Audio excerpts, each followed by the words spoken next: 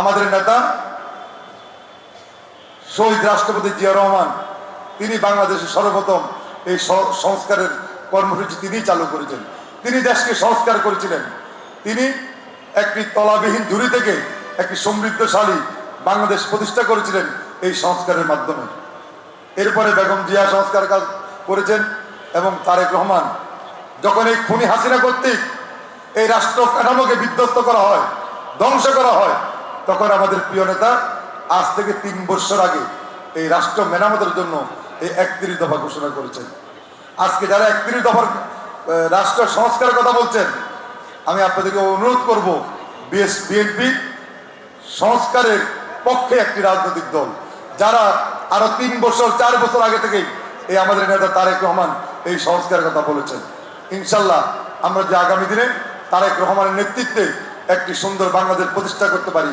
এই 31 দফার মাধ্যমে শহীদ জিয়ার যে আদর্শের রাজনীতি, শহীদ জিয়ার যে স্বপ্ন দেখা বাংলাদেশ, সেই বাংলাদেশ আমরা দেশের মানুষকে উপহার দিতে পারব। প্রিয় বন্ধুরা, আজকে আমাদের সজাগ থাকতে হবে। আজকে অনেকেই আমাদের বিরুদ্ধে সমালোচনা করছেন, আমাদের বিরুদ্ধে কাজ করছেন। আমাদেরকে সতর্ক থাকতে হবে, আমাদেরকে সঠিক পথে চলতে হবে। এমন কোনো কাজে বিএনপির নেতা কর্মীরা যাবে না যে কাজ আওয়ামী লীগ করেছিল, যার কারণে আওয়ামী লীগ আজকে সারা বাংলাদেশ থেকে বিতাড়িত। আজকে গতকালকে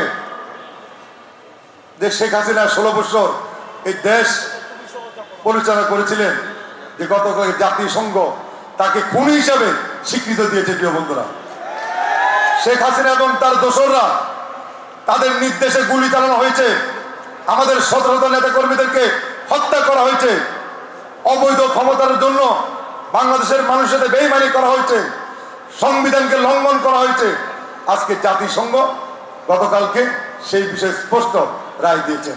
সুতরাং একটি আন্তর্জাতিক আদালত, জাতিসংঘ যদি কারো বিরুদ্ধে এই খুনের হত্যার যে ঘোষণাকারী, মানুষের উপরে গুলি চালানোর যে ঘোষণা, তাদেরকে খুনি হিসাবে স্বীকৃতি দিয়েছে, আমি মনে করি এই বাংলাদেশে আর এই খুনি হাসিনাদের, দোষকদের, এই ফ্যাসিবাদদের রাজনীতি করার কোনো সুযোগ বাংলাদেশে নাই। তাই আমাদেরকে সতর্ক থাকতে হবে। নিজেদের ক্ষমতা, নিজেদের অস্তিত্ব, নিজেদের বাহুবল বৃদ্ধির জন্য এমন কাউকে সঙ্গে নিয়ে ঘুরবেন না যারা ফ্যাসিবাদের দোষর হিসেবে কাজ করেছে। আজকে আমাদের ঐক্যবদ্ধ থাকতে হবে। বিএনপি অনেক বড় দল, অনেক জনপ্রিয় দল। কোন দল থেকে কর্মী ভাড়া করে বিএনপি পরিচালনা করার কোনো প্রয়োজন নাই। শহীদ জিয়া রহমান এই দল প্রতিষ্ঠা করার সময় সারা বাংলাদেশে যে ধানের চারা রোপণ করেছেন, সেই চারা দিন দিন বৃদ্ধি পাচ্ছে, কমছে না। প্রিয় বন্ধুরা, সুতরাং জিয়া রহমানের আদর্শে যারা সৈনিক, তারা যুগ যুগ বেঁচে থাকবে এদেশের মানুষের অন্তরে, মানুষের হৃদয়ে। আমাদেরকে অন্য কারো উপর আমাদের নির্ভর করতে হবে না। দেখেছেন যে 16 বছর এত অত্যাচার নির্যাতন করা হয়েছে, তারপরও বিএনপির নেতাকর্মীরা রক্ত দিয়েছে, রাজপথে ছিল।